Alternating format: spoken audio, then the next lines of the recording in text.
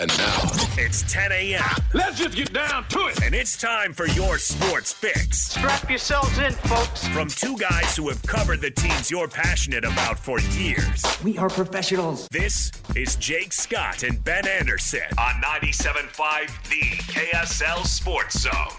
Jake and Ben, 97.5 The KSL Sports Zone. Ben Anderson, DJ, sitting in for Jake Scott once again. I'm back, baby. At least for 20 minutes. I didn't really go anywhere. We've been able to react to a couple of basketball games. 2 times you've been on. True story. Pretty nice. When that they was, space them out like that, that's well timed. That was an awesome game from the Pacers bench. Spectacular. Mathurin's 27 points in 22 minutes is great. And then 10 points, 5 assists, 5 steals for T.J. McConnell in 15 minutes.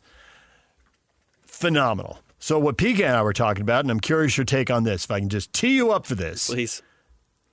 We've seen we had a decade of stars drive everything. Get your big three together, right? It starts at the 2008 Olympics, and it dominates through the pandemic. But a new collective bargaining agreement, and now teams that are top-heavy, Phoenix, major disappointment. Denver, got the one title, unable to repeat. Milwaukee got the title, unable to repeat. It might work for you, but if you don't have the bench and the role players, you can't stay on top. Is it going to change the way teams are constructed? And does that pull the Jazz into play in more deals? Because we don't think they have a star, but they do look like they have a handful of competent players who are in their prime. And for a team that's right up against it with a cap, it might be smarter to bet on somebody on a rookie deal and say, there's a little something there. We believe there's more, and we can develop it. So let's go get a guy who's only 1 or 2 years into his NBA career. Yes. That's what you should do. And that's what the current NBA is telling you to do. And the best general managers, presidents of basketball operations, CEOs now, specifically the Ainges and the Xanax, have to not only recognize that, because by the time they put that together, the rest of the league will have figured that out, but it's also what's the next step. So, the NBA is just a pendulum that swings back and forth. So there's a couple things. What's the next thing for the league? Where is the league going? But then for your own club, what is the next step? And the Jazz do need some star power. And that's where it gets really interesting for the Jazz. And again, why I have somewhat repeatedly said I don't actually think the Jazz are as far as a 17-win team away would imply.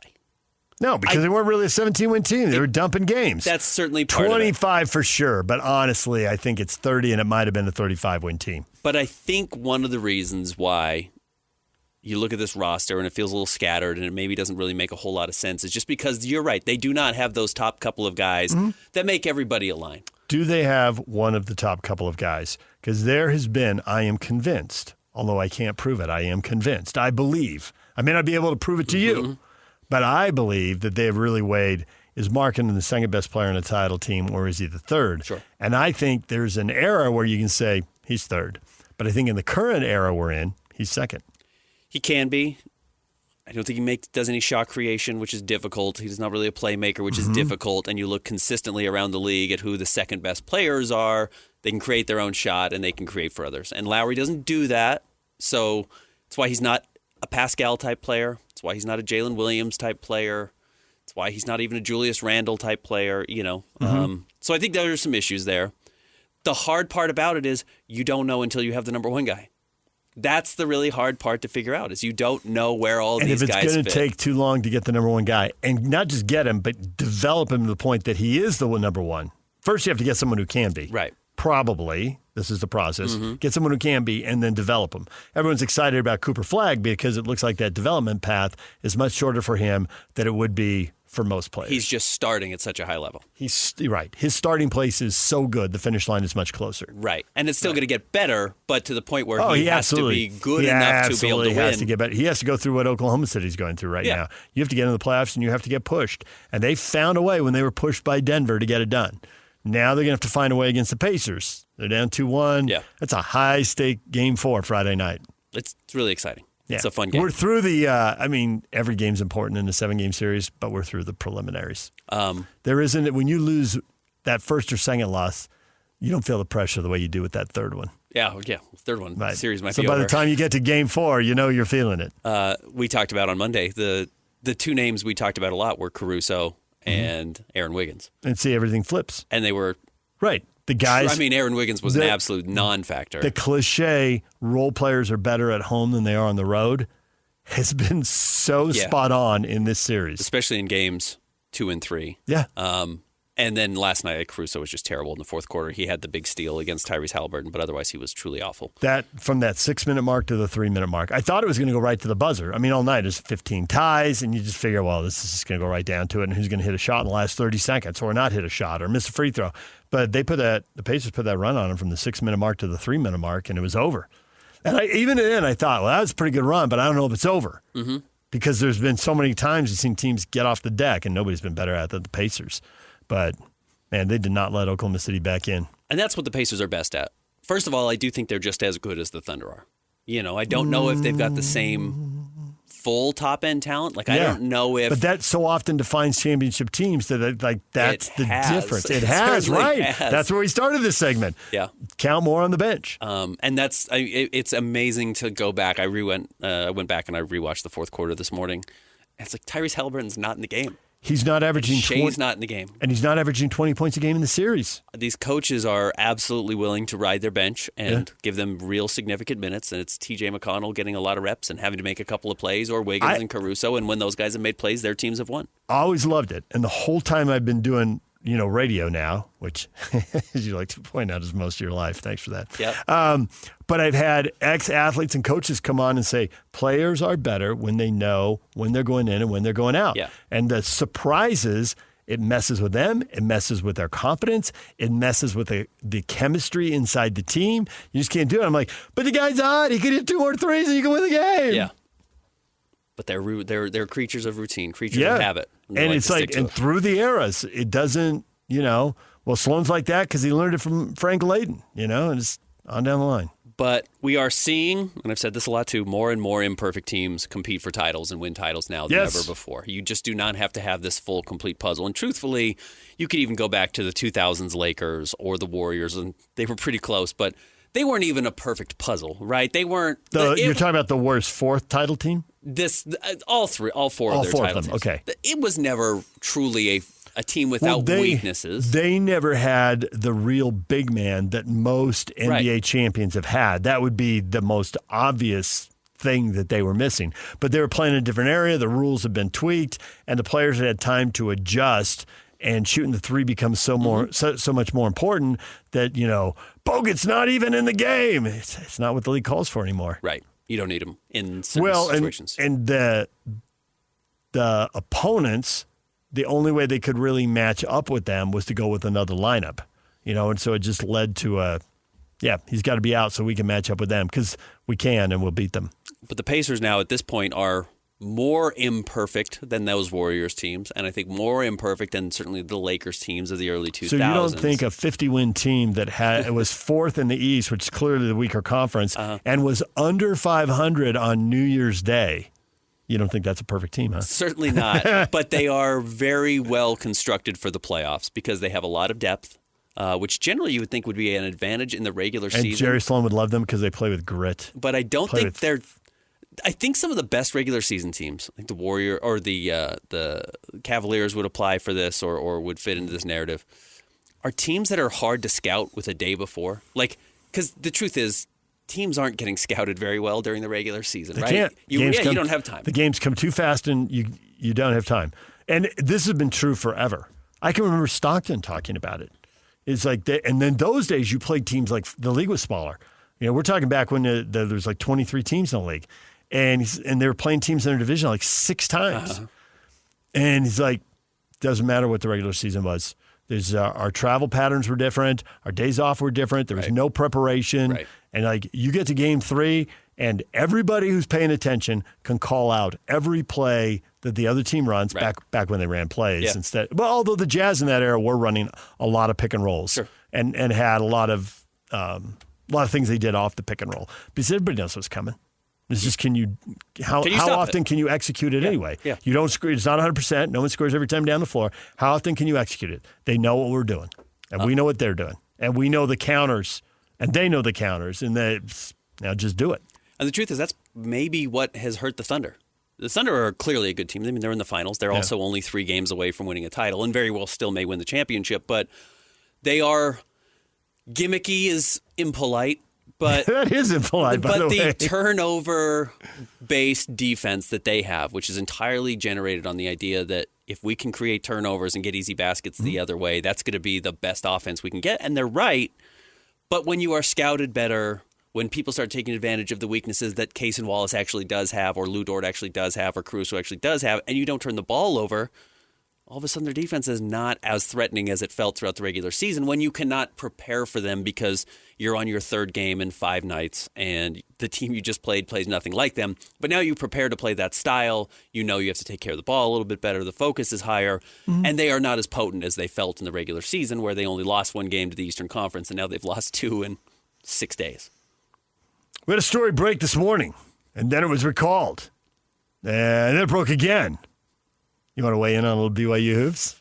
Sure. We've actually got a couple of Big 12 basketball schedules come out. I think Utah released theirs as well. There must have been a moratorium on when you could release a moratorium. I found it interesting that the Big 12, when they go, I wish they'd play 20 games. More conference games is good because there's so many bad non-conference games. Now, I mean, said that, BYU has loaded up their non-conference schedule. But I wish they played 20 instead of 18. I like the rivalry element. I like seeing teams play a second time, maybe a third in the conference tournament. I'm up for all of that. But, man, the Big 12 is clearly scheduling for TV. You play everybody once, and then you have to play 3 teams twice to get to 18, right? 16-team league. So play everybody once, that's 15 games. Where do you get your other 3? Well, you play the rivals, so of course BYU and Utah are going to play twice. And then they gave BYU Arizona and Texas Tech. Okay, Arizona's a brand name, and Texas Tech has so much oil money now. They're going to be stacked. Right. I mean, they didn't give them a second game with Houston. Sure. But you can't play everybody. But they made sure they created 2 more good games for TV. Games that ultimately may not mean anything because these teams are both going to the NCAA tournament, so maybe it'll impact seeding a little bit. You would hope so.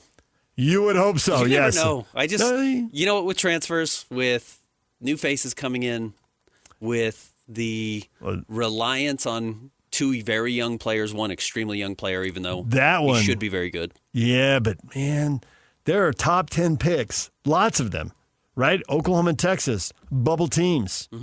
Top 10 picks. Rutgers, 2 top 10 picks. Not a bubble team. Missed the tournament by a wide margin. A lot, yeah.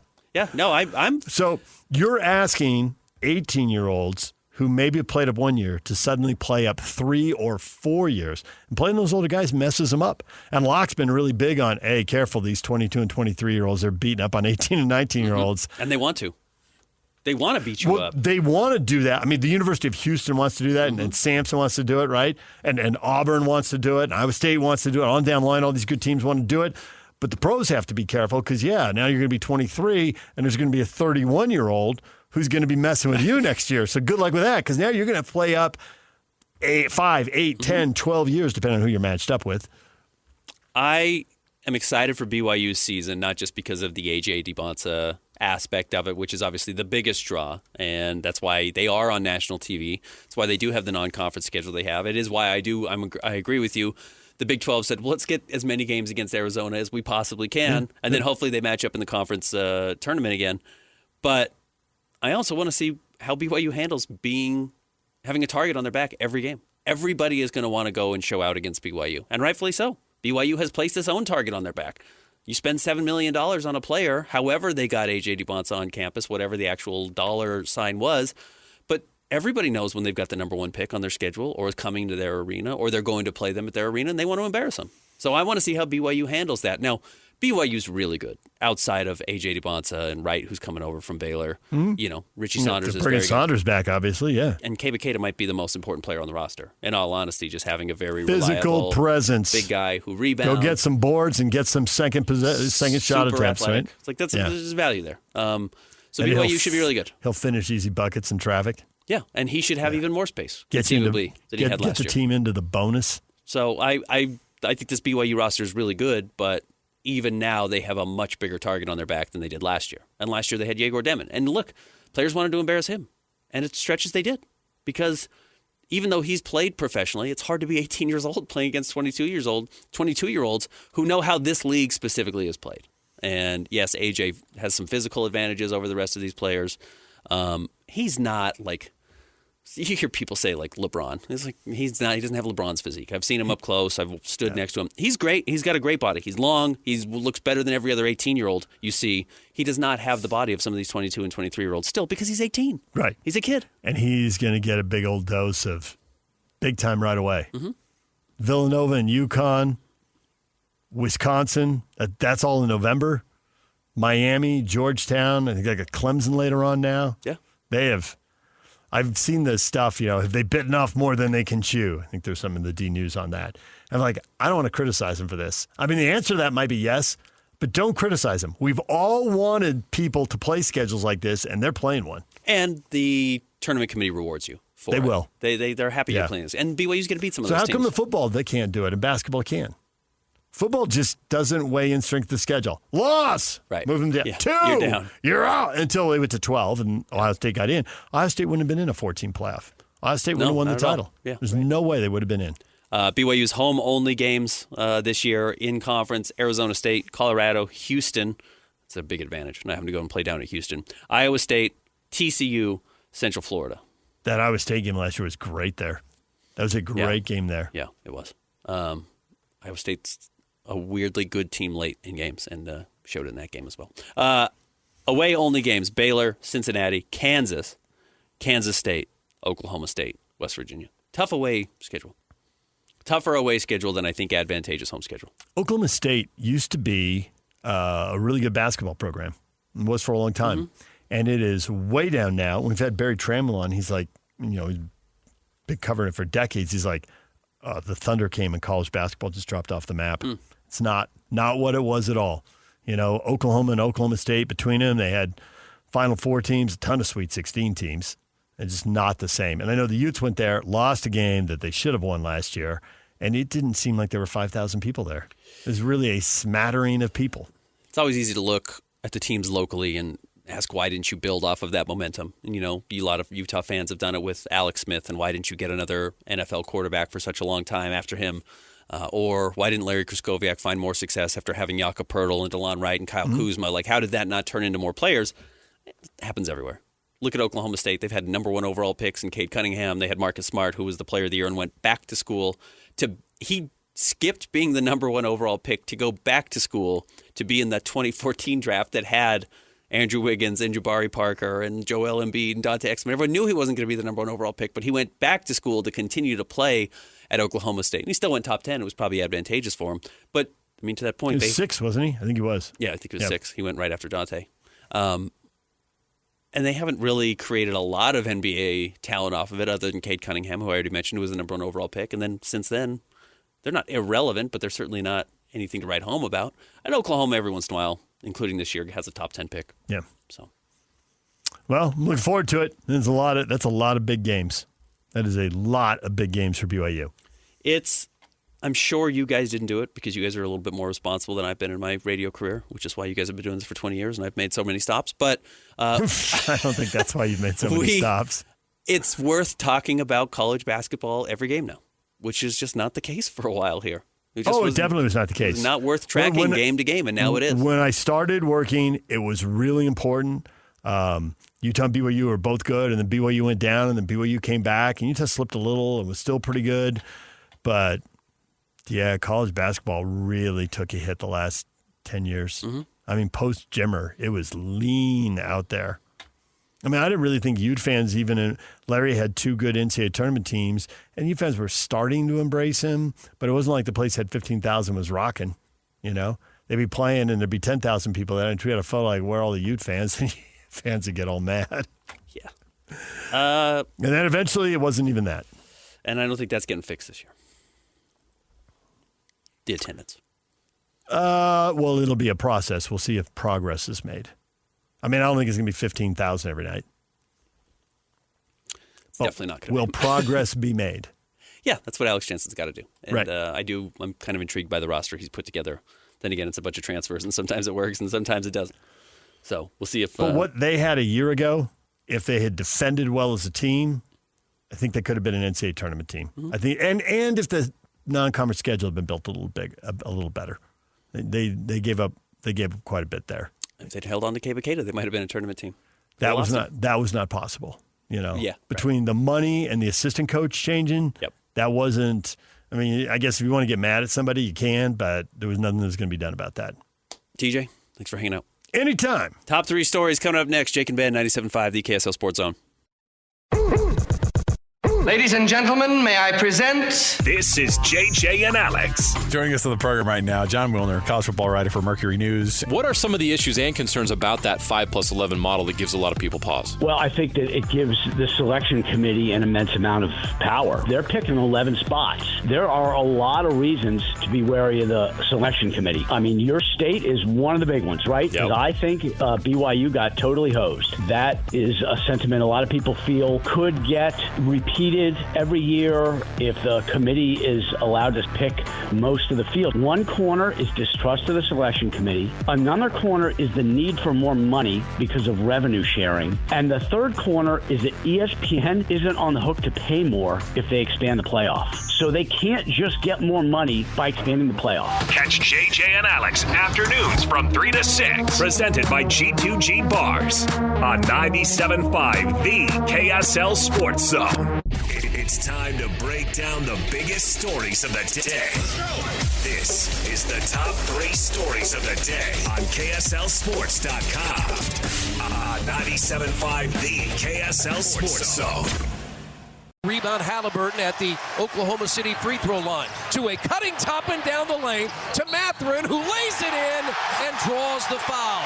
Jake and Ben, 97.5, the KSL Sports Zone. Pacers go up 2-1 in the series. We'll talk about that coming up in the top 3 stories momentarily. Coming up at 10:50, Bob Casper is going to join us, getting you ready for the U.S. Open this weekend. Mike Smith's going to join us at 11:05. We'll talk about the Utah Jazz. We'll talk about the finals. We'll talk about the NBA Draft. And then Cole Bagley will join us coming up at 11:30, getting a preview on the Mammoth offseason again. And we are 2 weeks from tomorrow away from the NHL Draft, including some new names climbing up the draft board that seem to be in contention for the Mammoth coming up at 5. So we will talk to, or at 4, we'll talk to Cole Bagley coming up at 11:30. But let's get to your top 3 stories brought to you by our friends at J. Brooks Jewelers. J. Brooks, cherish your loved ones with J. Brooks Jewelers. Experience or explore their expertly crafted engagement rings made from the finest materials, jbrooksjewelers.com, or 2 locations up and down the Wasatch Front. Go check out our friends at J. Brooks Jewelers. All right, Christian, we heard the sound coming in there. What's number 1? Number 1, Ben, the tough, gritty, blue-collar Pacers. They're up 2-1. Their depth is shining through at a time when that is what I think the Thunder have been able to abuse opposing teams with, is that they could go 7, 8 players deep. We know they've got the excellent starting 5, though they've changed it in this series. Isaiah Hartenstein had been starting quite a bit with Chet Holmgren and Jalen Williams and Lou Dort and Shai Gilgeous-Alexander, and then you could bring Case and Wallace and Alex Caruso off the bench, and that's a very solid 7, 8 players I just mentioned. But now you start relying on some other players like Aaron Wiggins, who is a dynamite shooter, was a great pick in the 50s, has made the NBA, was on a good contract, had a really good stretch in the middle of the season. But when push comes to shove in the postseason, is he better than the opposing team's 7th, 8th best player? And you look at the Pacers, and they're able to play Tyrese Halliburton, Pascal Siakam, Miles Turner, Aaron Nesmith, Andrew Nembhard, who are 5 guys who are very well established. I am shocked at how good Andrew Nembhard has become and the types of shots he hits. He only took 5 shots last night, but hit some absolutely huge baskets in this series already, including a huge jump shot last night. But then they go to their bench and they get guys like Obi Toppin, who was a cast-off from New York. They've got T.J. McConnell, who we know is one of the steadiest backup guards in the NBA. And then you get a star in a former top 10 pick, and star might be a stretch, but he, you heard it on the broadcast last night. If you watch, Ben Mathurin was the 8th overall pick by Indiana a few years ago. We remember how good he was at Arizona, and I think got them to a Final Four as the best player on that roster. And now he's coming off your bench. He's putting up 27 points in just 22 minutes, and you don't need him to do that every night. But the night that he does that, you're probably going to win. And he did that last night. He took over the fourth quarter for long stretches and provided them with some athleticism, some confidence, and some big-time shot making that just changed the game. And all of a sudden, their 6th, 7th, 8th players, when they're playing at home, are as good, if not better, than the Thunder. And that's where the difference in this series is so far through 3 games. And I think the consistency aspect is the most important thing. I mean, Wiggins had a huge game too, and everybody's talking about like, oh my gosh, this is like their bench player, and he's this good, and he's on the bench. And then he puts up a bagel in Game 3. And it's like, yeah, I mean, you mentioned Nembhard and Nesmith and Mathurin. It's like these guys, and Toppin to an extent too, these guys have been consistent Games 1 through 3. And so, yeah, when the Thunder get the big spikes from their role players, they're likely to win those games. But, I mean, if you look at their bench points, they had, 15 bench points last night? Yeah, Caruso had 8. Isaiah Hartenstein had 4. Isaiah Joe had 6. So they had 18. But yeah, not 18, a lot. Yeah, right. not certainly not what the Pacers were able to run out. And then again, when Ben Mathurin comes off the bench and has 27 points, outscores the opposing bench by himself, you're going to give yourself a huge opportunity to win this game. But it's just incredibly impressive. Their offense is dynamite. Again, I do think you're going to get some people who misdiagnose what the Pacers actually are, which is this. You're right. I mean, they are a blue-collar team. They are a stellar offensive team, which has been what Rick Carlisle's calling card has been throughout his entire career. They're also excellent defensively.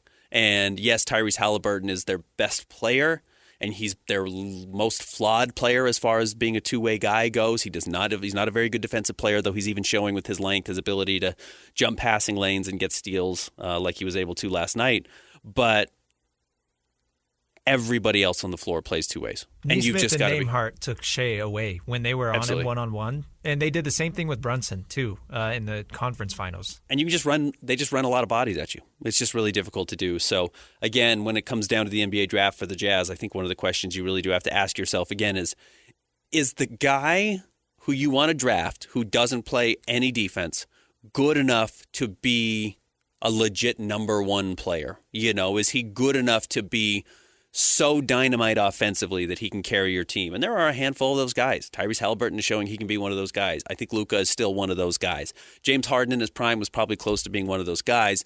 But you better recognize if you're doing that, the whole rest of the team has to be designed to make up for that flaw. And in the Pacers' case, it is. They have guys all around Tyrese Halliburton who can defend, who are willing to defend, who have the energy, who have the hustle in them. There aren't guys taking plays off. And you still get to possessions late in series, probably not getting it with the Thunder so much anymore, but guys just take plays off. You know, guys just are not equipped to play these full minutes. And even, late in the game last night, as good as Chet was statistically, where he finished with 20 and 10, it's like he's not boxing out late in games. He's chucking threes. He's 0 of 6 last night from the three-point line. He's just not quite at that point yet. And he's young. It's only his, third year in the NBA. He missed his rookie season with the injury. Missed a lot of his second season with the broken hip. But he's just not quite at that point. As good as he is, he's just not quite there to recognize the need to hustle every single possession. And the Pacers are, and that's why they're up 2-1. I saw a screenshot last night of late in the fourth quarter. There was like a out of bounds or a timeout or something, and all of the Thunder players were like doubled over, hands on their hips, and all the Pacers players are like standing up straight, ready to go. And this is just what Indiana does. They wear you out. I said in the last segment, I rewatched the fourth quarter today, and I was thinking about something DJ told us on Monday, and DJ was recounting a conversation he had with Jeff Hornacek, and he said, getting booed doesn't matter. Playing on the road, that's not what matters. That's not why it's hard to play on the road. We've heard everything. We've been yelled at. We've had everything yelled at us. But when you're at home and you have the crowd and they give you that little extra burst because the cheer comes off of the missed, the rebound off the missed shot, and you've got the ball and it's 102-100, you get that little bit of extra energy, and the opposing team doesn't get it. And I absolutely saw that last night. I mean, that felt totally accurate. And when the Thunder are doubled over and tired and can't box out and can't save the ball anymore when it's going out of bounds, can't make the big play, somebody inevitably on the Pacers, and I'd have to pull up just the fourth quarter box score by itself, but if you were to look at offensive rebounds, I bet you they won like 3-0, maybe 4-1 in the fourth quarter. And that's just that energy you have of being at home and having the crowd behind you.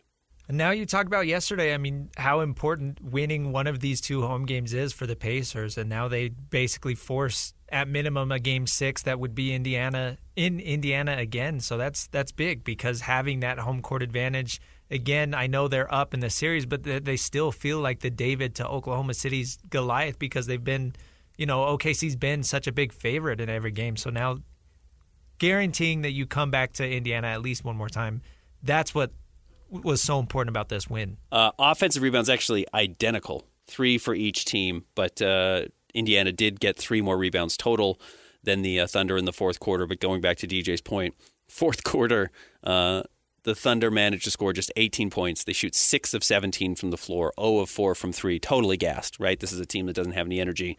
The Pacers on the flip side, 13 of 21 from the floor, 61%, 3 of 5 from 3, and they outscore them 32-18. You have that crowd in the fourth quarter at your back, and you can play so deep that you can wear the opposing team out, and that's what the Pacers are doing. I worry for the Pacers because we've seen it now, I think, a couple of times. They did it in Game 2 in this series. They did it in Game 5 of the last series. They seem to play a little bit with house money. They seem to feel like, oh, well, we're up. Whatever. This is time to take the foot off the gas. Technically a must win. And it's not. As Jake likes to make fun of me for saying there's a must win. It's like they don't have to win this game. They can still win the series, even if they lose Game 4. I don't think you want to put yourself in that spot. Go up 3-1. You've got them on the ropes. They look tired visually, physically. You can see it. I'm sure emotionally they're exhausted. Richard Jefferson, I thought, was good in his analysis last night. This point in the finals, everyone's exhausted. You have nothing left emotionally to offer, really. It's just about digging deep. If the Pacers are able to do that and steal this game, they're going to wrap up the series. I mean, you go up 3-1, and for the most part, with the exception of the LeBron superhero performance against the Warriors, the series is going to be over. So the Pacers need to come out on Friday night, only 2 days rest, and treat this like this is Game 7. And I hope they do it because I'd love to see this Pacers team win a title. All right, what's next? Number 2, going back to the Big 12 basketball schedule release. You covered BYU's schedule in the last segment. We can get to Utah here. Utah men's basketball does not have the non-conference schedule, certainly that you've seen from BYU, but they do have the opportunity now to get some wins in conference, and that's the nice thing about the Big 12. You win enough of these games, and you are going to be in contention to go to the conference tournament. Alex Jensen's debut, the home games that the Utes are going to play. Home only against Arizona, Iowa State, TCU, Houston, Central Florida, and Oklahoma State. That's pretty advantageous. You look historically, Arizona, Houston, and Iowa State are 3 of the better teams. Only having to play them once is very good. Their away games are Cincinnati, West Virginia, Kansas very tough, Kansas State tough, Texas Tech very tough, and then Baylor. We'll see where they are this year, but generally quite good. And then their home and aways, Arizona State, BYU, and Colorado. Pretty advantageous. In all honesty, I look at that schedule if I'm a Utah fan. If Alex Jensen can get this team on the same page, get a lot of these transfers to come in and start to click together, home games against Houston, Arizona, Iowa State, if you can steal one of those, I think you're feeling good about that, getting a victory against one of those 3 teams and then not having to go back and play on the road. If you could find a way to steal a couple of games on the road, maybe you're not going to beat Kansas, but if you could beat either Kansas or Baylor or Kansas State on the road, I think you're in pretty good shape. And then, honestly, you look at the home and away against Arizona State, BYU, and Colorado. 4 wins is good. 5 wins would be exceptional. And that's kind of your pathway to getting up over 20 wins in the Big 12 and Utah going dancing. They don't need to in their first year under Alex Jensen, but at some point you also have to stop just saying like, well, maybe there's next year. Maybe next year everything will come together. That's how you end up in a situation like you had with Craig Smith where you're always just waiting for the next season of the transfer or whatever, or the momentum to build or the fans to come back to the stadium, and then it just never happens and you're looking for a new coach. It's almost like your must-win thing. Like, it's not technically a must-win, but it's like, yeah, it kind of is. Like, they kind of do need to go dancing, I would say, in this first year. I mean, there's a lot of expectation coming in, and they're, thinking about the future's changing with Alex Jensen and the new culture and everything. And I think that it would be a pretty big disappointment if they didn't make the tournament. It's difficult to be a new head coach who's coming in to take over a team that has so little momentum. And Utah has no momentum. And Alex Jensen, understandably so, I think human nature would allow him to come in and say, well, it's my first year. It's like, whatever. It's my first year, like Game 4 for the Pacers, like you're saying. You just come in and say, well, I need a building year. I got to put this together. I got to figure out what this is all about for me. The problem is the fans will say, well, this is our 10th straight year of watching a team do this. And any momentum he did have, any goodwill he did have, will go out the window very quickly. So, yes, I don't think you can come out and actually take a step back from last season where the first half of the year they were good. I mean, they looked like a tournament team to the first half of the year last year and then fell apart a little bit late. They need to find a way to improve upon last season. And if you're much better than you were last year, you're going to have a chance to make the tournament, and that's where they'd be beneficial. Obviously, a win over BYU would go a long ways. And then, yes, beat an Arizona or beat a Houston. Houston probably comes into the season ranked number 1 overall. then go get a big road win and gives some fans and, more importantly, maybe some donors reason to give you some money to get some of these players in. All right, number 3.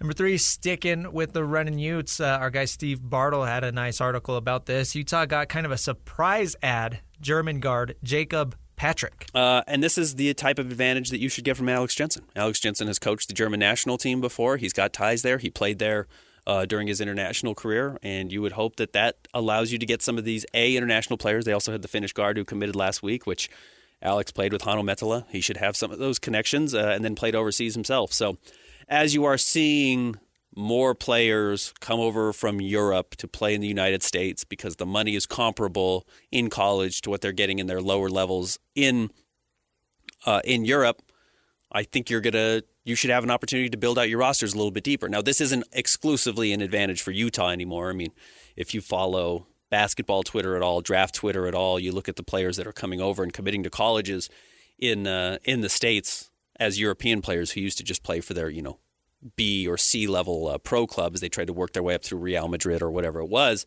They're now coming to college because they can make a little bit more money with the NIL, and I think that's advantageous. But most people are benefiting from the depth now. It's not like Utah has found some hack the way I think Rick Majerus did early in his career, where he was willing to go out and recruit internationally and get a couple of players. Now you're having a lot of teams that have 4 and 5 international players on the roster, Utah included. But these are the types of players that, if you can get them in to step in and contribute and have some experience playing at a high level, don't really care about where they're playing necessarily. It's not like a recruit coming from Arizona who's going to say, well, why would I go to Utah? Historically, that's not been the type of team I would look at. Someone coming over from Europe probably doesn't have that same nuance as far as where they're going.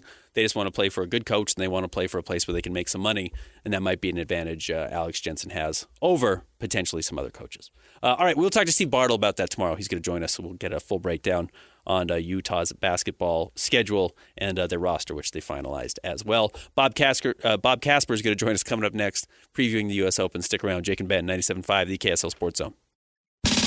This is DJ and PK. Joined now by Danny Ainge, Utah Jazz CEO. Austin is going to be good at this. There's nobody that I've enjoyed working with more, not just because he's my son, but it is a unique relationship, and it does have its advantages, as we can knock down, drag out, fight, and go to dinner 2 minutes later. And I think the relationship is very, very healthy for what the Jazz are trying to do. And I thought that Ryan made a great move in coming up with that idea, and I couldn't agree with him more. Austin has learned a lot from his mother, obviously, and the thing that he's learned the most is he likes to boss me around. Yeah, well, I still think that when it comes to who has the final say, it'll be Michelle. Maybe so. Maybe Ashley and Michelle together, they're having their own meetings.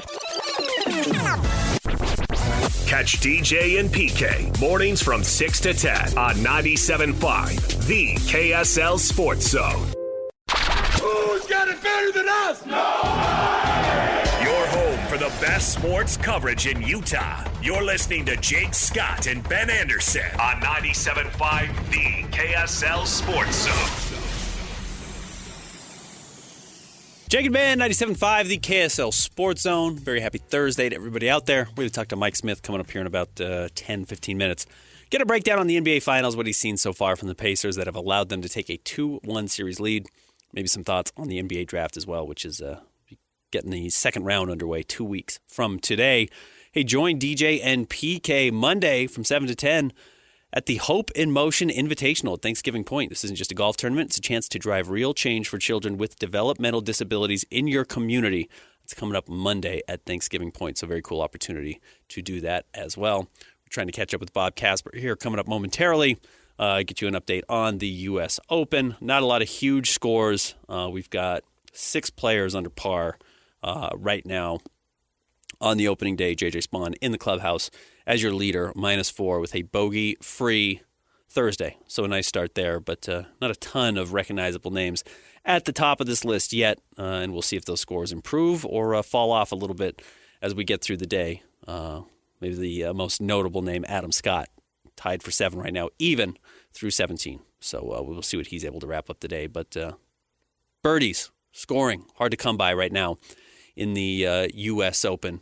Exciting. You can always catch up with your updates with Bob, Casper, and, of course, BT Brian Taylor on Saturdays on Real Golf Radio, usually live on location at these biggest tournaments, including the U.S. Open. So make sure you catch that coming up this weekend as well. Pacers take a 2-1 series lead last night. Extraordinarily impressive. This is a team that I don't think anybody thought realistically had a chance to win a championship at any point in the season. Even going into the postseason, as talented as they were, I don't think anyone even expected them to get back to the conference finals, much less win it. And yes, while the Eastern Conference opened up a little bit, not like the way it did last year for them with the number of injuries that they were able to play against, but they took down the Cavaliers and beat the Knicks, healthy teams, both of them for the most part. Cavaliers a little banged up to get to this point, so it should be no surprise. And maybe this narrative that the West is so much stronger than the East, well, I think is accurate, and maybe the Thunder took some bruises along the way because they've had to go 7 against the Denver Nuggets, might cost them. The Pacers are showing that they're every bit as good as any team that was coming out of the Western Conference, and they would have done this to the Nuggets. I think they would have done this to the Minnesota Timberwolves as well. So this is very legitimate, and if they find a way to get this championship and they win 2 more games, I don't think we need to look at this Pacers team as having a quote-unquote fluky championship. I think this team has shown that they deserve it, and they've earned it every bit of the way. All right, we'll talk to Mike Smith. We'll have to catch up with Bob Casper another time. Again, catch him and Brian Taylor on Real Golf Radio Saturday mornings right here on 97.5 the KSL Sports Zone. Mike Smith will join us coming up next. Stick around. More Jake and Ben. The sports you love, the teams you can't live without. Get a sense of urgency! This is Jake Scott and Ben Anderson on 97.5 the KSL Sports Zone.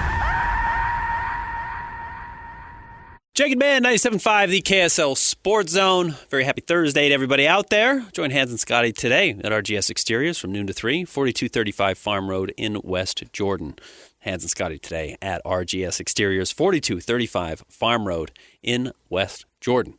We're going to hopefully talk to Mike Smith coming up here momentarily, giving us a breakdown on what he's seen so far in the NBA Finals. The Pacers take a 2-1 lead, and I thought just came out with the right approach. Certainly got a boost from the crowd there, but I thought that was a team that is playing, and maybe is what's been so impressive about the roster, is just playing like a team that has absolutely zero doubt that they belong there. They're every bit as good as the Oklahoma City Thunder. They did not beat themselves.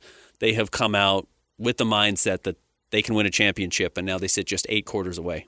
It's extraordinarily impressive. And knowing that they have a somewhat, not overwhelming, but big advantage at home, getting to play Game 4 there, and knowing now if OKC is able to get a victory, at least it's going to go back to Game 6 with a chance maybe to close it out. Very impressive what we've seen so far from the Indiana Pacers. And it starts from the top of the roster on the way down. And I think when you look at the upcoming NBA draft for the Jazz 2 weeks from tonight, this will be the second round. I know there's a real desire to get a star, and I don't think that's wrong necessarily, and why I think you always want to take high upside swings, and I get it. When you're in the top of the draft, there's value in doing that. But you do have to be honest with yourself and say, hey, if at the 5th overall pick, there's not a star there, and you find yourself reaching for somebody who you don't actually believe is, the 5th best player in this draft, and you don't take best player available, but you say, hey, if the stars align, if everything works out, and this player is able to make the jump, maybe they can be a player worthy of being a top 2 or 3 player on a championship team. I think you can get yourself in trouble that way. When you reach too often and you don't just take the right guys who you know are going to be able to contribute to your roster and have a solid career and maybe even a very good career, you can get yourself in trouble. And you can really set yourself back, and you can get into this cycle of continuing to take big swings and big swings and big swings and never hitting. And the Jazz have taken swings. I would say Keontae George was a decent swing at 15 when there were some safer players on the board that maybe they could have gone after, whether that was a Brandon Pajemski or a Jaime Jaquez. And, you look at an offseason like where the Utah Jazz are right now, and I think there's a chance they move off of Keontae George, and I don't know if you're getting any value back for him versus the value you would have gotten on a player like Pajemski or a player you would have gotten like Jaime Jaquez, and you wish you'd done something safer. Now, the difference is that's a 15th overall pick versus the 5th overall pick, but you find yourself in a spot and a cycle like the Sacramento Kings have found themselves in over and over and over, of just trying to find the star guy and hoping it makes everything else fall into place without necessarily building out the roster the right way. And even ironically, they draft Tyrese Halliburton. they do get their star. Yes, they have De'Aaron Fox, but they think, let's get the next guy, let's get the big guy, and they go and get Sabonis, and they end up missing out on Halliburton, even though they had him in their back pocket, and you look at the level he's winning at right now. I think teams, fans certainly, get afraid of being solid with the desire of being excellent all the time. You just got to realize sometimes the excellence doesn't present itself until you get to a certain point in your rebuild and a certain point of your team's development. And right now the Jazz clearly are not close to it, but you continue to stack good decisions, as Austin Ainge has said, and that includes just making the smart decision at 5 sometimes and putting yourself in a spot where that player will be helpful to when you get your star. And maybe that comes in a trade, or maybe it's next year's draft. But if you don't think he's there at 5, I don't think you need to reach on a guy just to say, hey, well, if it all clicks together, then everything will fall into place. I think that's how you get yourself in trouble. Is there a name that you think would fit that?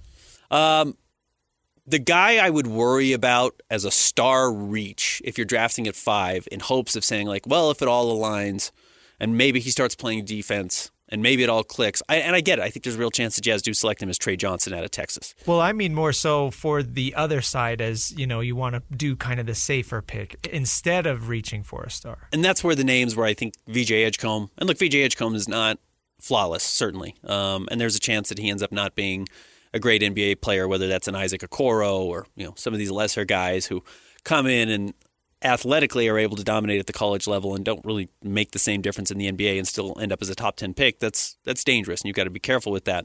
And then Con Knippel, who might be the name I've thrown out quite a bit, or maybe the most, certainly on my podcast that I do with Chandler Holt, the Jazz Notes podcast. If you want deeper dives on the NBA draft, we've talked about it.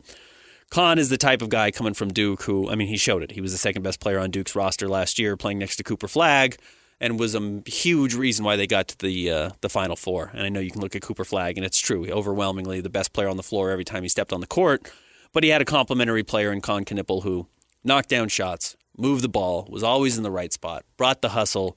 And if you look at a guy who you could have easily plugged in and played next to a Cooper, next to some of these Indiana Pacers stars, like Con Knippel is going to be a guy who I think is good enough to play in these games versus some of these players who you say, well, you're all offense, you're no defense. It's really hard to play you in the playoffs. I think that's where it gets difficult. I think you can find yourself in a dangerous spot if you get guys who you really can't play in the postseason, and guys who don't play defense, you can't play in the postseason.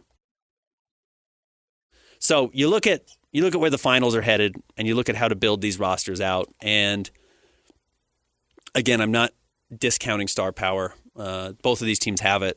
Tyrese Halliburton is extremely underrated, ironically, after winning the most overrated player award from the anonymous players in The Athletic.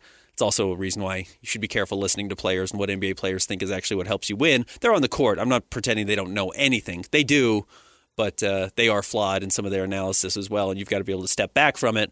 But you look at what the Thunder have and the Stars, and it's great. And you look at the Stars the Pacers have, it's great. But it's the Aaron Nesmiths, it's the Andrew Nemharts, it's the Miles Turners, it's the Ben Mathurin who may really make a big difference. And historically, that's kind of, I know that you need stars to win a championship essentially, right? But like what puts you over the top, and we talked about this in the top 3 stories, is those bench players, is kind of the production that you get from those guys. Because your stars are, they're going to be the most consistent guys. You can count on them night in and night out, but it's when your role players are consistent as well. I'm thinking of Derek White from Boston as a guy that perfectly fits that bill. A guy that was kind of a no-name role player, but with the Celtics and to an extent even with Team USA, played such an integral role in the success without really being an all-star caliber player. Yeah, I think you're exactly right. And, those guys can make all-star games. Derek White has made an all-star game. But, yes, they are stars in their role. And that's really where the value is for these players and what they end up bringing to your roster. And the Thunder, to their credit, I'm not trying to talk like this is a massively flawed team because it's not. They've gone out and they've found these guys who are stars in their roles. Lou Dort does that. Alex Caruso might be the best at it right now in the NBA. Isaiah Hartenstein, a very high-level role player. That's why they've gotten to where they are. And it's not a failure of the Thunder if they don't win the title this year. I do think it's one that they will regret because I think they're going to think that they're better than this Pacers team. And on paper, they probably are. They certainly had a much better regular season than this Pacers team did.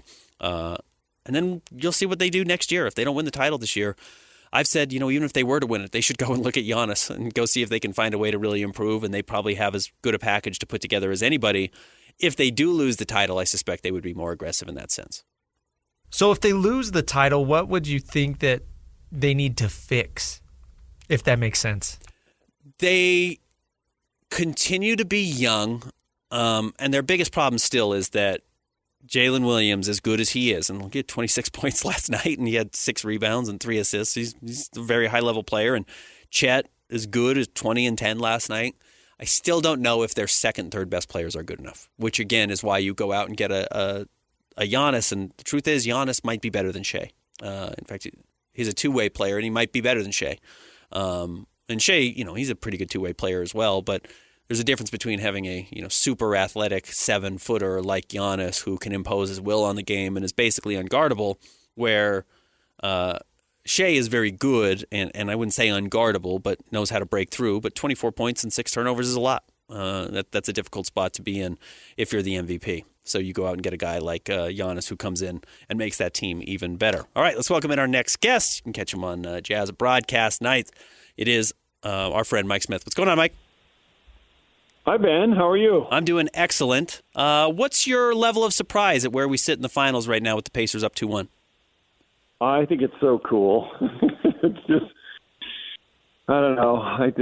I love basketball at the purest form. I love, obviously, what the Thunder have built and what they're doing. And then the Pacers are just out of nowhere, like a team that couldn't get healthy early, and couldn't find their groove. They find their groove late. And then Rick Carlisle, just an offensive juggernaut and a fantastic coach. And they kind of just keep beating you with all their numbers, right? Like all their different ways to score. Siakam's proving he's not a one-hit wonder.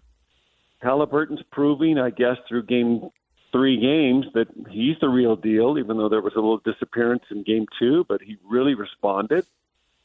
It's so fun. I think the Thunder win it in 6 still. That's kind of, I don't know how many people would take that bet right now, but I think they'll respond and win Friday. I think they'll go home and win game 5, and then I think they beat them in game 6. But, heck, it's been the Thunder's defense all year, and I would say Indiana has come alive defensively during the playoffs, and good for them.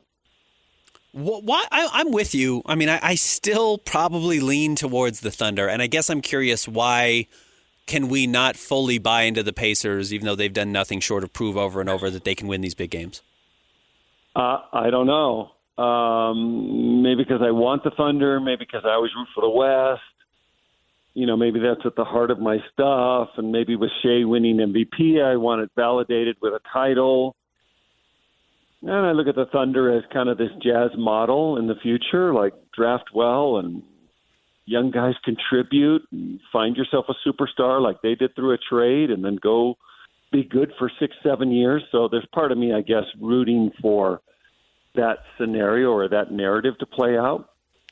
But I have nothing but the best of thoughts and the most praise for Rick Carlisle, who, barely makes the NBA. He's part of that great 86 Celtic team and just, decides to go into coaching and becomes an assistant forever and then head coach. And everywhere he goes, he wins. And everywhere he goes, he just proves it. And, I mean, his title team in Dallas is so different than this team.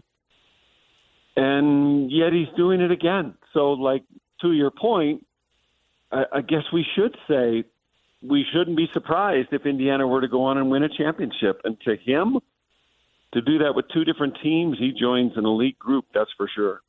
What do you know about Rick Carlisle? Yeah, well, do you have any experience with him and his backstory? Again, he's a Boston guy. He's got Celtics roots as a player.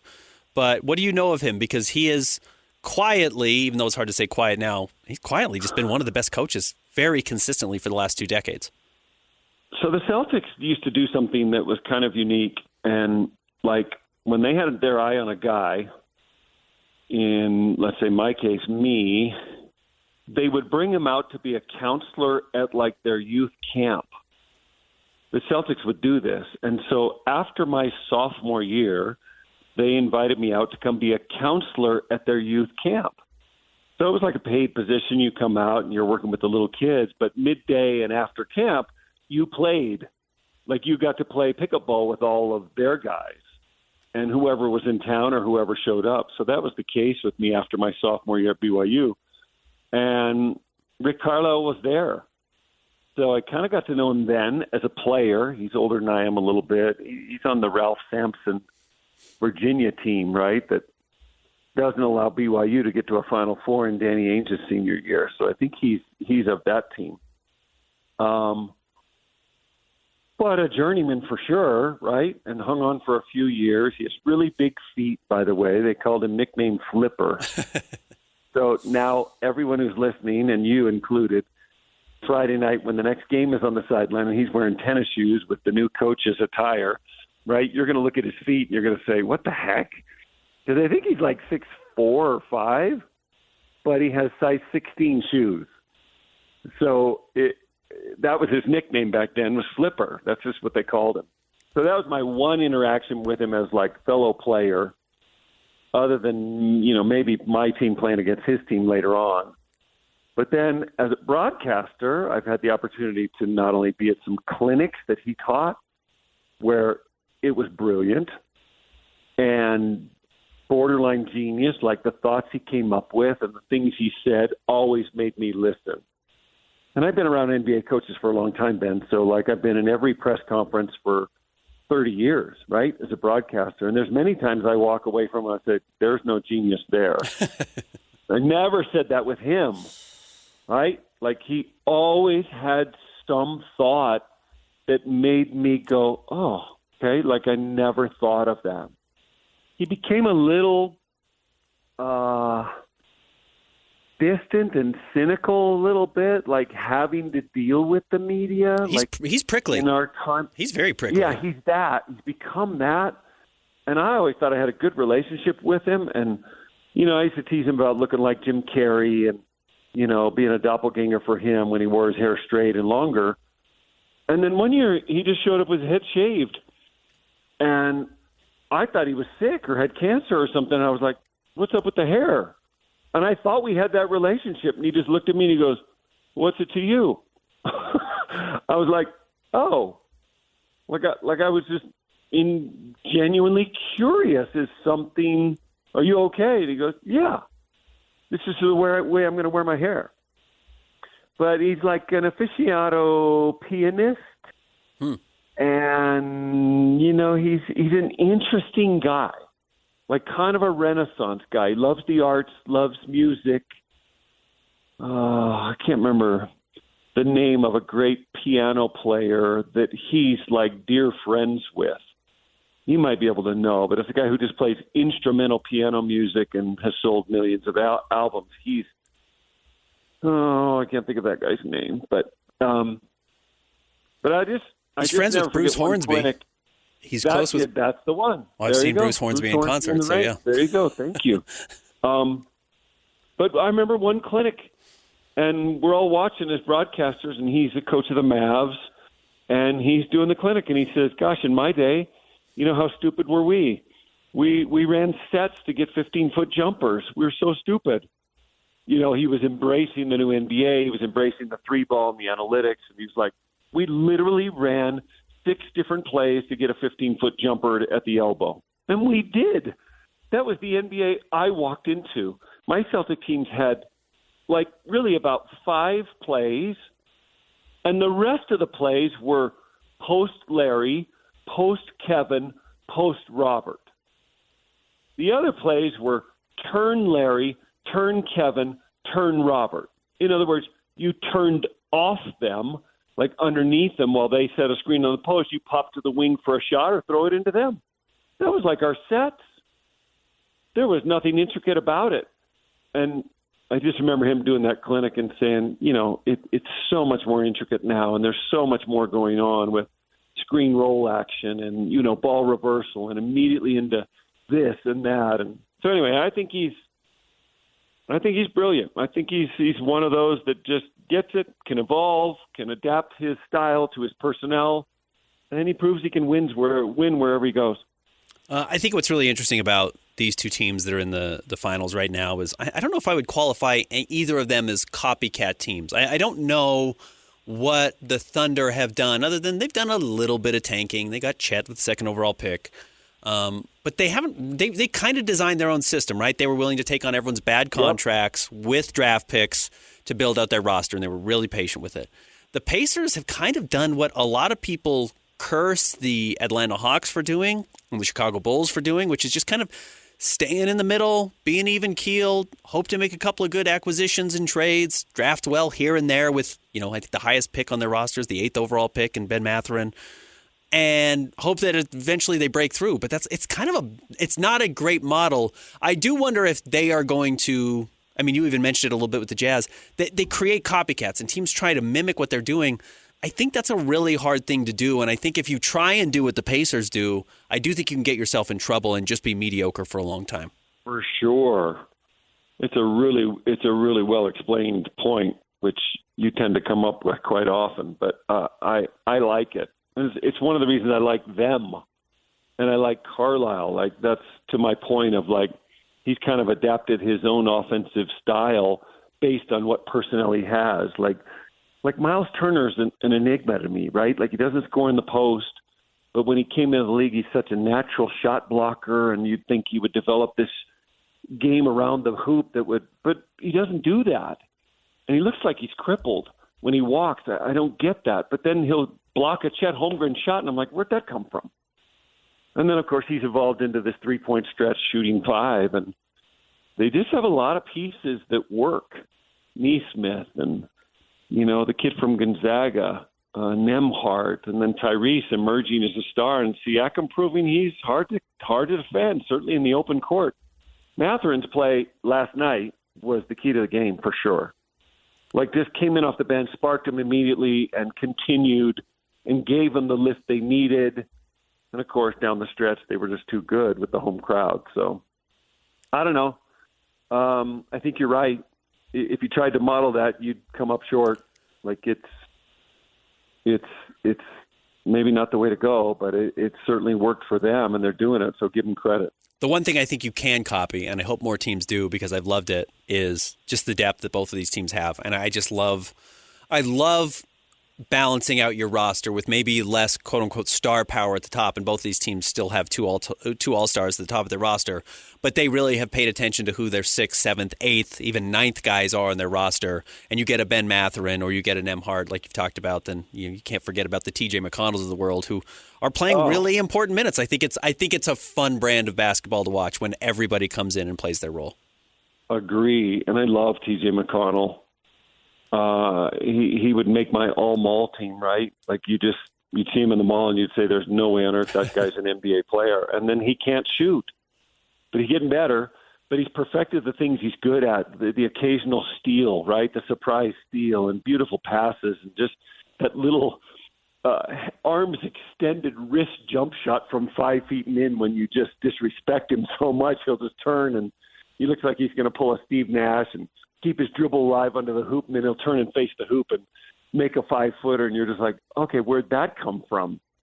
But he's a winning player, and somebody saw that. I like those kind of guys, right?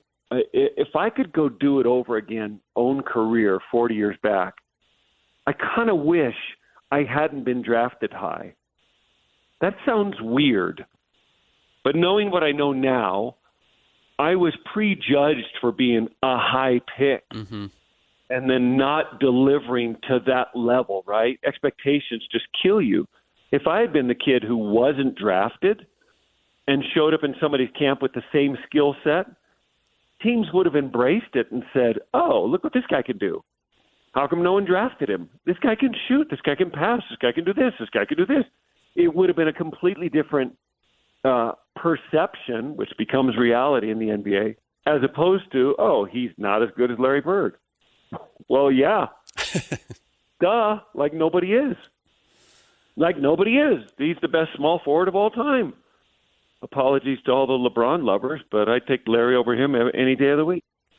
Speaking of the draft, and having a high pick and expectations that come along with it. Jazz have the number 5 overall pick. And while there's some disappointment that it wasn't the number 1 overall pick, which fans had hoped after having the worst record in the NBA, I still think there's a lot of value there. I think that's an interesting dynamic, though, is fans are going to want a star. Traditionally, you really don't get a superstar at number 5. It's happened, but you traditionally don't get that player there. So how do you look at the Jazz getting the number 5 overall pick and the type of player coming in? I just wish we had the 13th pick. Right? 13th's been good to us. Yeah. 13th's been good to the league. I'm thinking of Malone and Mitchell, but Sure. like to the league, it's Kobe and Devin Booker, and right, like there's 13's a good number. I don't know why. And this week is Friday the 13th, tomorrow. So watch out, Ben. I know you're a superstitious guy, but big time. Big time. I don't know, Look, I don't know who they should pick at 5, but I'll leave that in the hands of the capable ones. But, yeah, there is an expectation you're going to get something great at 5, and there's an expectation you'll get better than Taylor Hendricks at 9 and Cody Williams at 10. But the Jazz do have kind of a rough history with some of their high picks, right, with Kantner and Exum, and, they don't always hit on those. And it's hard. You and I both know that the draft is super hard. It's hard to get it right. It's hard to get those picks perfect. Sometimes you do, sometimes you don't. But that expectation is there for sure. And I hope they get somebody great. What I think is you just won't see what happened last year again. I just don't think we'll see, the Jazz playing in essence for a high pick. I think they're just going to roll with it and do all they can to be the best they can and make deals and make moves and start to win and embrace the youth they have and, let them play. But, play the best guys all the time. And that's my thinking. I'm not the one deciding. But the draft's always fun. Doggone it, wish they had the first pick or the second pick, but it's okay. Makes it all interesting. Mike, we appreciate you jumping on. We'll catch up with you again next week. Okay, Ben. See you. Thank you. There he is, Mike Smith, giving us a breakdown on everything NBA-wide, including the finals and the draft. I actually kind of believe a little bit, and it's my most unhinged take maybe in the NBA, that there is something about the dynamic of where the actual number of your pick is that changes the mindset of how people choose. And some of those picks, like 13 overall, there's some coincidence that you get Kobe and you get Donovan, you get Devin Booker, and you get Karl Malone there.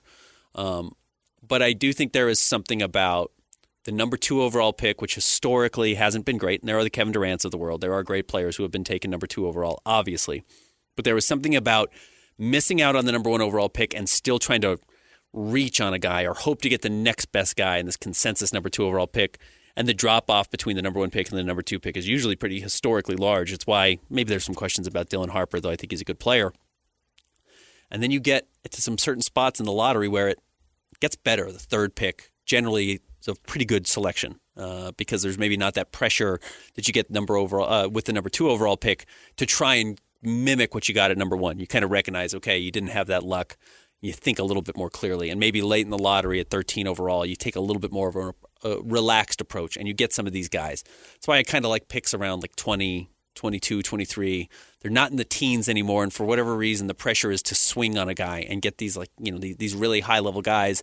And in 20, maybe you get a little bit more realistic about what you're looking for, and those guys have a better success rate. And then maybe it's what Mike said. Overall, he wishes he hadn't been drafted so high. You just think it's the expectation that comes in, not just from the fan base or not just the team, but the player themselves. If a player's a top 5 pick, they think, well, I've got to perform like a top 5 pick, versus just saying, how do I become a good player and stick in the NBA? And that probably needs to be the approach once you get into the league, what you have to do to just stick around.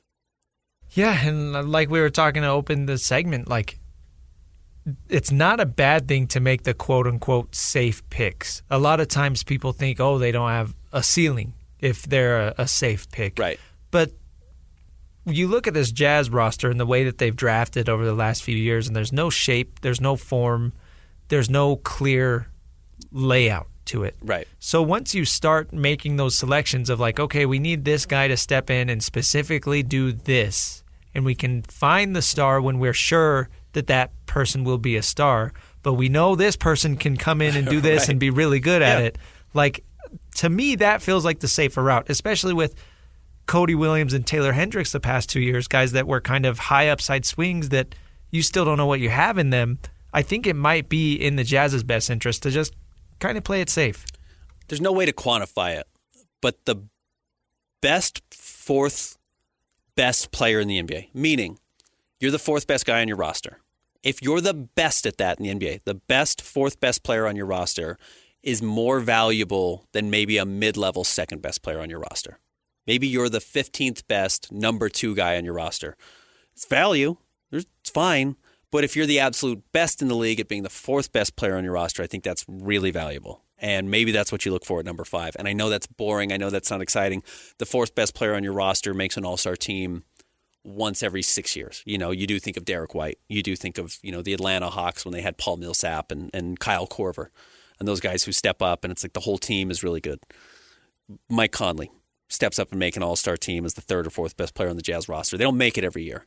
But if you're the best at that in the league, I think there's real value. And I know that's hard to swallow if you're a top 5 pick and you sacrifice an entire season to get them. But you're better off having a guy who actually plays that role and plays it exceptionally well than swinging and missing on a person entirely. You can't miss on this pick. Whoever the Jazz do take, it cannot be a miss. Not right now. I've got an article I'm working on right now. It's the biggest bust in Jazz history, and I'll have a video that goes along with it and some of the honorable mentions. And it's tough, and the higher you pick, the bigger they bust. And that's the hard part. Even if they're okay players, it just gets, sharper and more expensive than missing at 25 or 26. All right. Speaking of high draft picks, we're going to talk to Cole Bagley. Utah Mammoth will be picking number 4 overall 2 weeks from tomorrow. What's the big name to look at right now? Stick around. Jake and Ben, 97.5, the KSL Sports Zone. Accessing. This is Hans Olsen and Scotty G.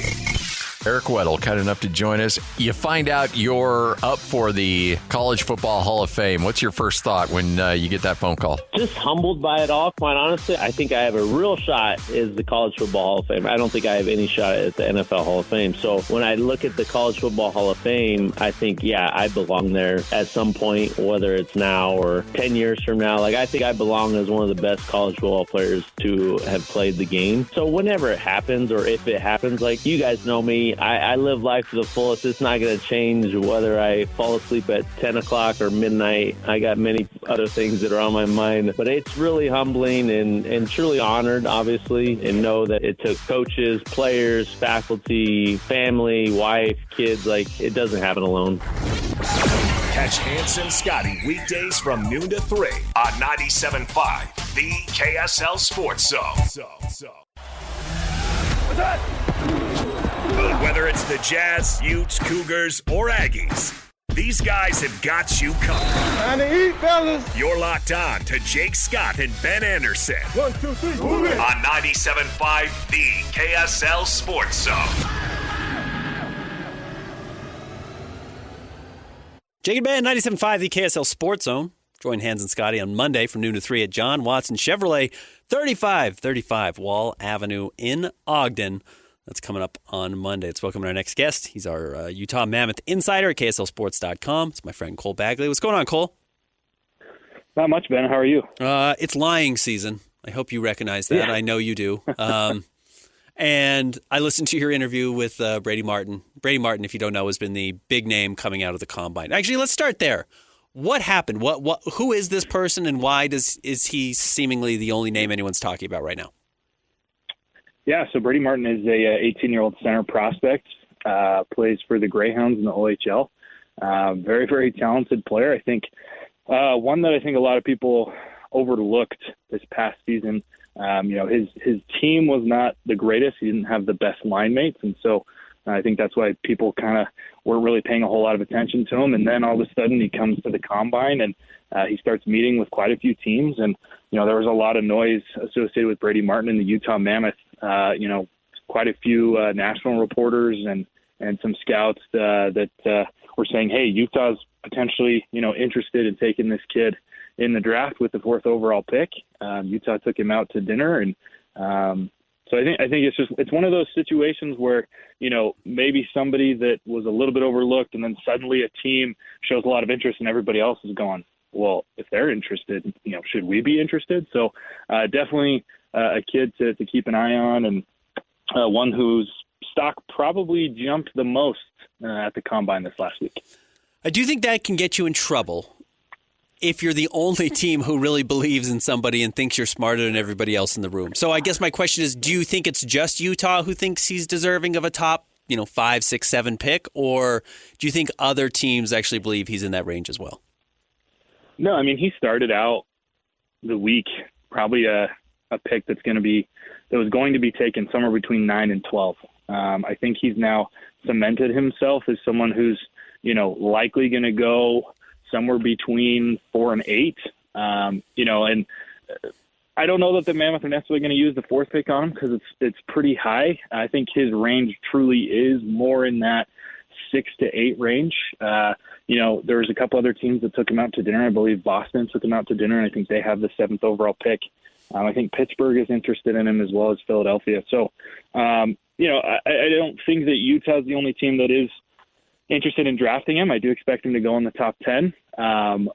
4 may be a little bit of a reach, but, if you think back to, who Bill Armstrong has taken over the last couple of years, he's taken guys a lot higher than they were expected to go. T.J. Ginla was taken 6th overall. This is a guy that most were anticipating, again, in that range of probably somewhere between 9 and 15. Dmitry Simashev a couple years ago, another guy that was expected to go somewhere between, 10 to 20, 10 to 15. And, they took him as a top 10 selection. So I don't think it's out of the realm of possibility.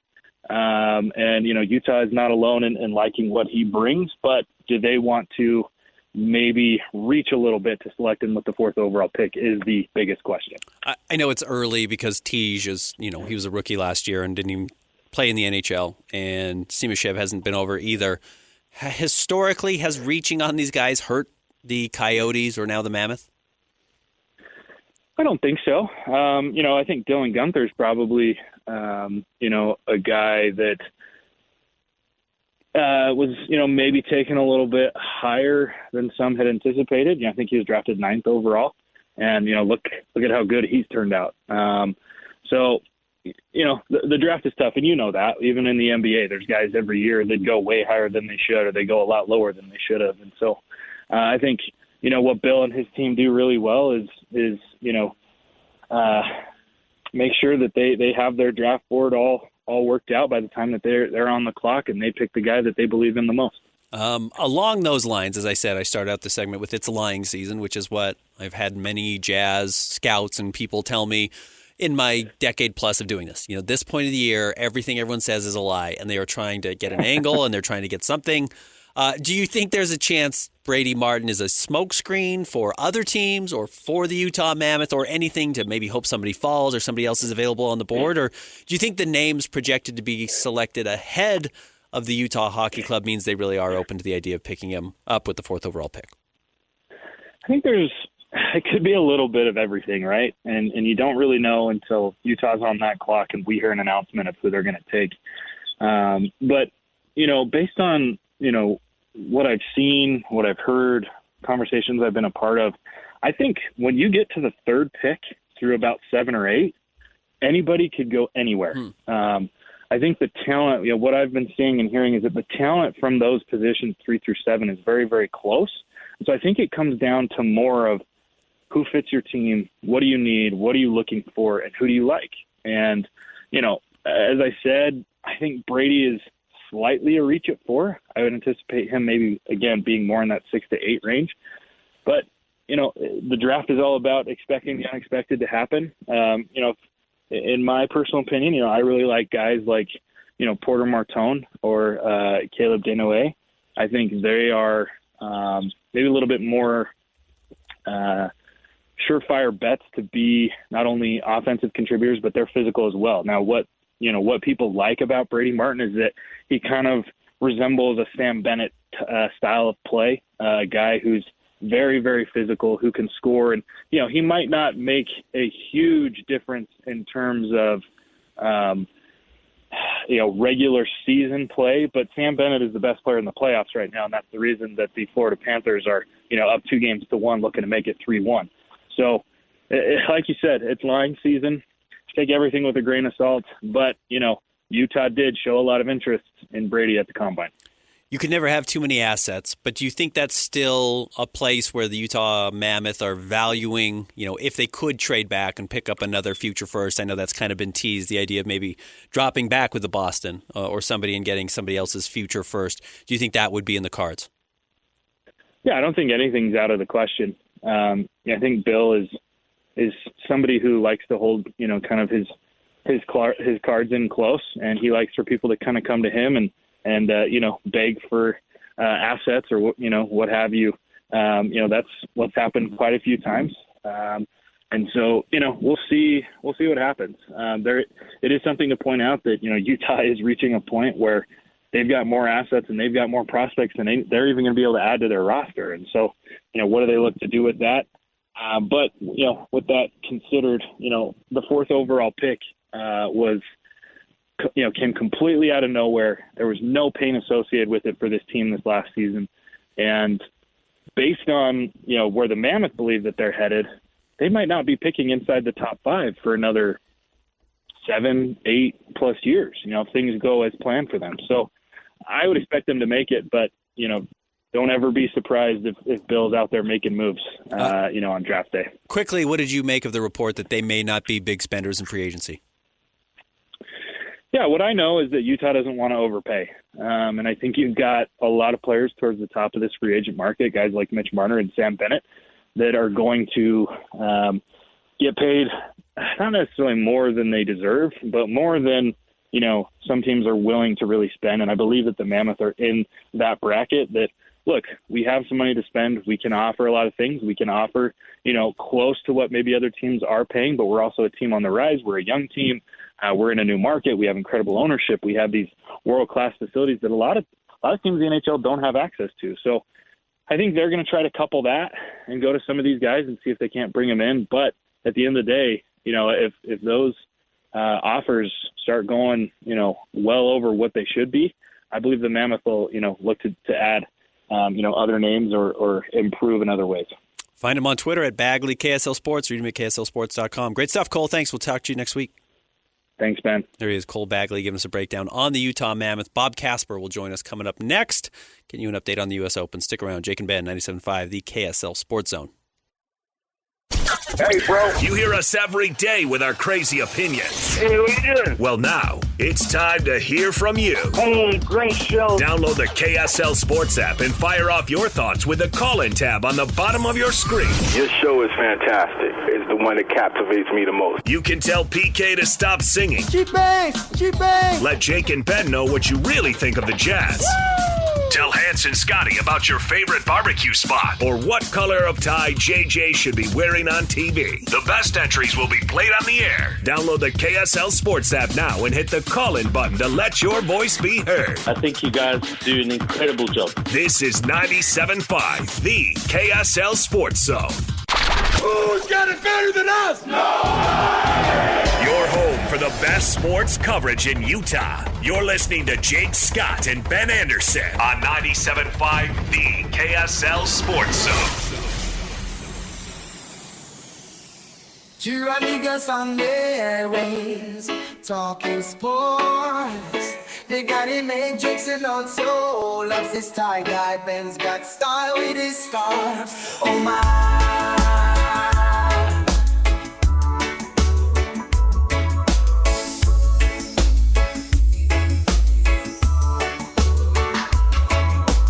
Jake and Ben, 97.5, the KSL Sports Zone. Thanks to everyone who's jumped on the show today. Mike Smith at the top of the 11 o'clock hour. If you miss any of our conversations, you can go find them at KSLSports.com or search Jake and Ben in your podcast app. You can also find us on YouTube as well. And then Cole Bagley in the last segment. I get there's some frustration with the Jazz not moving up in the draft higher, but this is an exciting next 2 weeks for both the Utah Mammoth and the Utah Jazz with top 5 picks, both of them coming in and potentially bringing in some major difference makers to the programs to see if they're able to step up. And I think what Cole said is exactly right. It's not the case for the Jazz, but if you're a Utah Mammoth fan, you hope this is the last time they're drafting this high for a very long time. And I think that's something to keep an eye on. So you've got to hit here because you You don't want to miss this opportunity and then not have another top 5 or 6 pick for a while. It'd be great if you're good enough to not have it, but you're not going to win the lottery. All right. Hey, we want to get you hooked up with some RSL tickets to see them taking on the DC United. 4-pack of tickets coming up for Saturday, June 14th. That's this Saturday. Be the 12th caller through right now, 801-575-ZONE, 801-575-ZONE. Get a 4-pack of tickets to see RSL taking on DC United this Saturday. But let's welcome in Bob Casper to get an update on the U.S. Open. What's going on, Bob? Hey, how you doing, Ben? I'm doing terrific. I guess what we usually expect, not a lot of great scores on the opening day of the U.S. Open, but what have you seen so far? How's the course playing? You know, it was playing beautiful this morning. You know, there was still some moisture in the greens and that kind of thing. We had a chance to talk to Zach Blair, and he said the greens were speeding up and the golf course was in great condition, but it's getting difficult. So J.J. Spahn played early this morning. He had a great round of 4 under par with no bogeys. And then you've got a couple of guys that are getting close to the clubhouse at 2 under par, and some of the new guys now starting the afternoon wave are under par. But you know, it seems like the further you go in the round on this golf course, becomes more difficult, and you start losing shots. Case in point, Rory McIlroy was 2 under par on the front 9, and then turned around and shot 6 over par on the back 9. So this is a beast. This golf course is a beast, and it's going to be very, very interesting to see what transpires over the next 4 days. If you had to predict, are we going to be talking about J.J. Spahn-like performances that are going to win it on Sunday, meaning mistake-free golf? You kind of take your shots where you can, but not being super aggressive, or do you think it's going to take somebody coming out there and saying, "Hey, I'm attempting some difficult shots," and I think that's going to be the difference? You know, there's too many great players in this field. You know, the top players in the world, Scotty Scheffler, Colin Morikawa, you know, all the guys. There's tons of them. And this golf course sets up perfectly for Scotty. You know, JJ's played some really good golf. He finished second to Rory in the Players' Championship this year, lost in the playoff. And, you know, he played well down at Black Desert last fall. But this is a big stage. This is a huge stage. And I think what normally happens in major championships is you see guys go out and shoot really good scores in the first round or two, and then you get this kind of sifting process where guys start to follow through and the top players start to edge up the leaderboard, and I expect that will happen. Bob, what do you guys have coming up on the show on Saturday? Well, you know, there's going to be a lot of great stuff from here. We'll have players. You know, we'll talk to we talked to Zach Blair today. We'll talk with Tony Finau. We'll talk possibly with Preston Summerhays and his coach and dad and teacher Boyd Summerhays. And then you know, the caddy and some of the others. Some of the other people here in the media center, as well as maybe some USGA people. So it will be a really, really good show, and it's going to be fun to watch and see how this golf course or how the players hold up with this golf course. Bob, we appreciate you jumping on. As always, enjoy the weekend. We'll catch up with you at the next major. Thanks, Ben. There he is, Bob Casper, giving us a breakdown on the latest with the U.S. Open. Again, very early, but mistake-free golf winning out today. That probably will not be the case. It's going to take some aggression if you're going to win this tournament this weekend. All right, Hans and Scotty coming up next. Stick around. Jake and Ben, 97.5, the KSL Sports Zone.